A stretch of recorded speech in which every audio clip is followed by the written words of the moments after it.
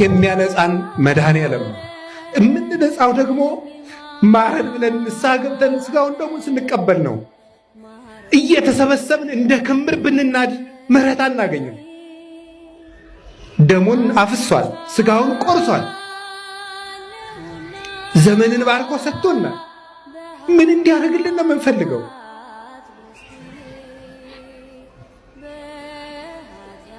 እንኳንስ እናንተ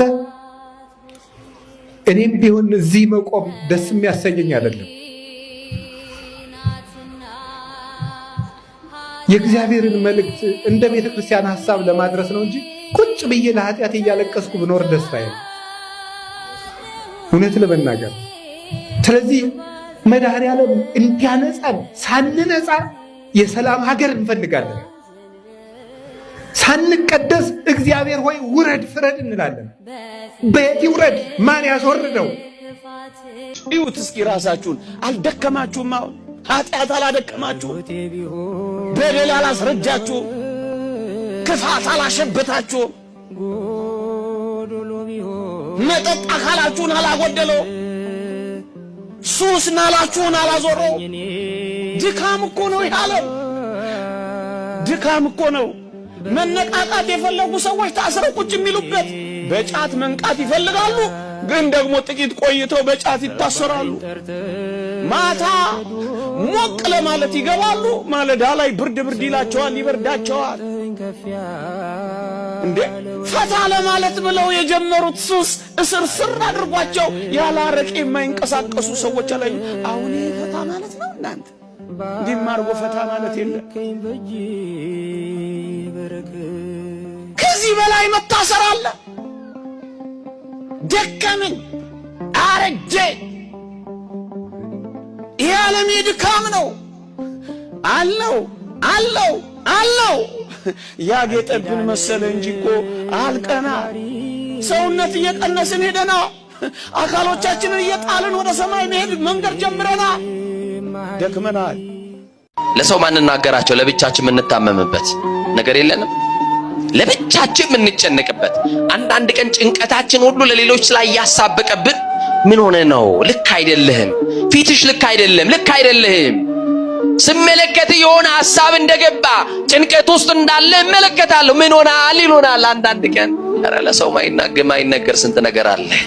ብንነግረው ሰው መፍትሄ አይሆነን፣ ብንነግረው ሰው ቋጠሮ አይፈታልን፣ ብንነግረው ለጊዜ እንኳን ማስታገሻ አይሆነን።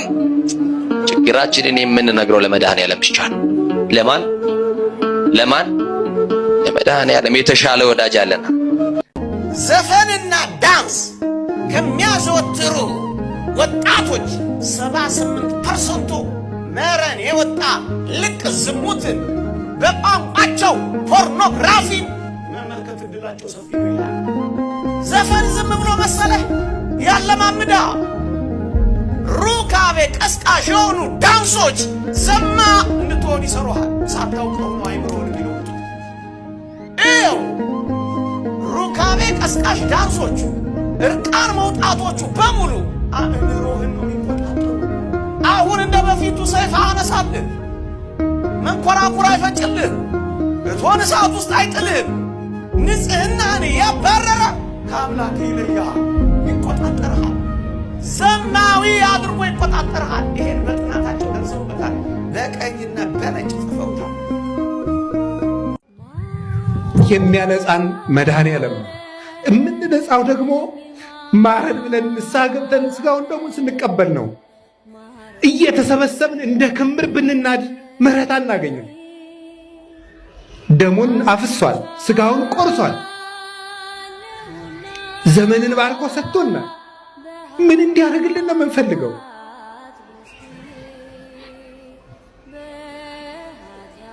እንኳንስ እናንተ እኔም ቢሆን እዚህ መቆም ደስ የሚያሰኘኝ አይደለም። የእግዚአብሔርን መልእክት እንደ ቤተ ክርስቲያን ሐሳብ ለማድረስ ነው እንጂ ቁጭ ብዬ ለኃጢአት እያለቀስኩ ብኖር ደስታዬ ነው፣ እውነት ለመናገር።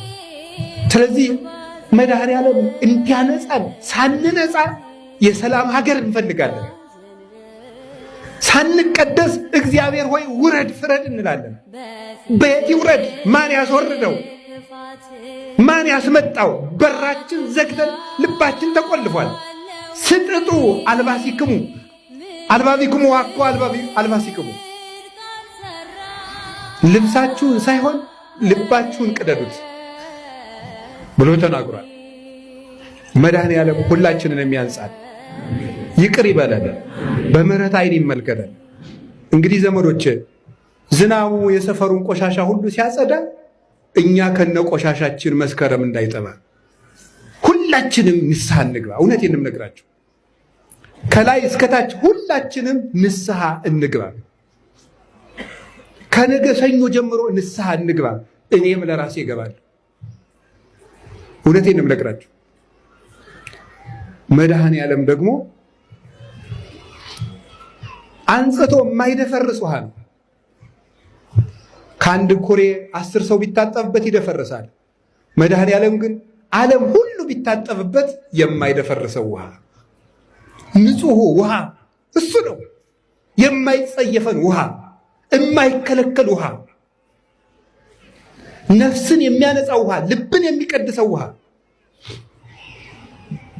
ቆሻሾቹን አንጽቶ ብርሃን የሚያለብሰው ውሃ ያ ክርስቶስ ነው። እግዚአብሔር በደሙ ይቀድሰን። ጸሎት ዋናው አጥር ነው። ቢሰለቻችሁም ባይጥማችሁም ቢመራችሁም እንቅልፍ ይላችሁም ሐሳባችሁ ቢበተንም ምን ቢልም እንደውም አንዳንድ ጊዜ ደና ውለን ደና ያደርነው ሰዎች የጸሎት መጽሐፉን ስንይዘው ኃጢአቶቻችን ሁሉ እንደ መስታወት ይመጣሉ፣ ይዋጉናል። ዝም ብለን እናንብበው፣ ግድ የላችሁም። የእግዚአብሔር ቃል ቅቤ ነው አይደል የሚሉ አባቶቻችን። ቅቤ ስለ ቅቤ ብትማርም ባትማርም ከተቀባው ምንድን ነው ያለዝብሃል። ጸሎቱ ቢገባህም ባይገባህም ከጸለይከው ልቡናህን ማለዘቡ ረዴት ማሳደሩ አይቀርም። ስለዚህ እግዚአብሔር ሰዎች እንጸልይ። ዲያብሎስ እጅና እግራችንን ካላሰረ የእኛን ጸጋ መውሰድ አይችልም።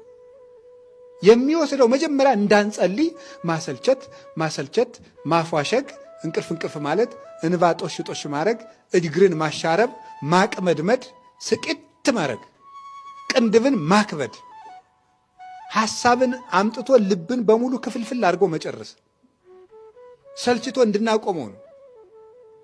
አጥሩን አፈረሰ ማለት። ከዚያ በኋላስ እንደፈለገ ሀብታችን እየወሰደ መሸጥ፣ ጸጋችን በሙሉ ማባከን፣ እኛን ማጥፋት ይችላል። ስለዚህ የእግዚአብሔር ሰዎች ከምንም በፊት ለጸሎት ቅድሚያ ነስ። ሰርታችሁ ባልተሳካላችሁ ነገር አትጨነቁ። ትቀጠራላችሁ፣ ትባረራላችሁ። 3-4 ጊዜ ንግድ ትከፍታላችሁ፣ ትከስራላችሁ። አትጨነቁ። አሁንም ሞክሩ፣ አይሳካ። በደስታና በሰላም ኑሩ። ጥራችሁ ባልተሳካ ነገር አትጨነቁ። ለምን ዳውንንስ አንሞትም? ሰነፉነን አንሙት እንጂ ዳውንንማ አንሙት። ምን ችግር አለው? 3 ክንድ ከስንዝር መገነዣ ብቻ አይደለም ይከተልን? ምን ይዘነው ምን ይነግራል? የለም። ስለዚህ ለምንስ ዳኑ ነው? ድህነታችሁን ለስንፍና ማስረጃ አታድርጉት እንጂ የታባቱ ለምን ዳልሆንም ብላችሁ አትስነፉ። ሰርታችሁ ዳ ከሆናችሁ ግን እግዚአብሔር ይመስገን ነው። እስኪ አንድ ጊዜ እግዚአብሔር ይመስገን ነው። እግዚአብሔር ስሩ ነው እንጂ ተጨነቁ አላለም። እና አትጨነቁ። እኔ ከማን በልጬ ነው? አብርሃም በድንኳን እኮ ነው የኖረ። ጌታዬ ወይ የዚህን ያህል ምን በድዬ ነው ጥሩ ስራ ማሰራኝ? ሕይወቴ በመባከን አለቀ፣ ለምን አታሳካልኝም? የብዙ ምዕመናን ጥያቄ ነው። አብርሃም ዕድሜ ልኩን በድንኳን አይደል እንዴ የኖረ? እኛስ ከአብርሃም እንበልጣለን? ይስሐቅ በድንኳን ነው የኖረ። ያዕቆብ እግዚአብሔር ሌሊት ተገልጾ የፍቅር ትግል ሲታገለው ያደረው ያዕቆብ፣ እግዚአብሔርን እንደዚህ አቅፎ ያደረው ያዕቆብ የኖረው በድንኳን። ኪስህን ብቻ ካየ ተስፋ ትቆርጣለህ። ያጣኸውን ነገር ብቻ ከቆጠርክ ጸሎት ታቋርጣለህ። የጎደለብህን ነገር ብቻ የምትጀምር ከሆነ ለቤተ ክርስቲያን ለቅዱስ እግዚአብሔር ጀርባን ትሰጣለህ። ጥለው የሄዱትን ሰዎች ብቻ የምታይ ከሆነ ልዑል እግዚአብሔርን ትሳደባለህ፣ ታማለህ። እይታ ነው የሚወስነው። ከጎደለ ይልቅ የበዛብህን ማየት ስትችል ግን ከጠፋው ነገር በላይ የጠፋውን እጥፍ አድርጎ ሊሰጥ የሚችለውን አምላክ ማየት ስትችል ግን ያን ጊዜ ማመስገን ትችል። በኢዮብና በሚስቱ መካከል የነበረው እይታቸው ብቻ ነው። ኦርቶዶክሳውያን ምንድነው እይታችን? በሚፍለቀለቀው ነገር ውስጥ እግዚአብሔር ያወጣናል። መኖር በመሙላት ብቻ አይደለም፣ በመጉደል ውስጥም ያኖረናል። በመራብ ውስጥ ያጠግበናል። በውሽንፍርና በነፋሳት በውርጮች መካከል ያሞቀናል።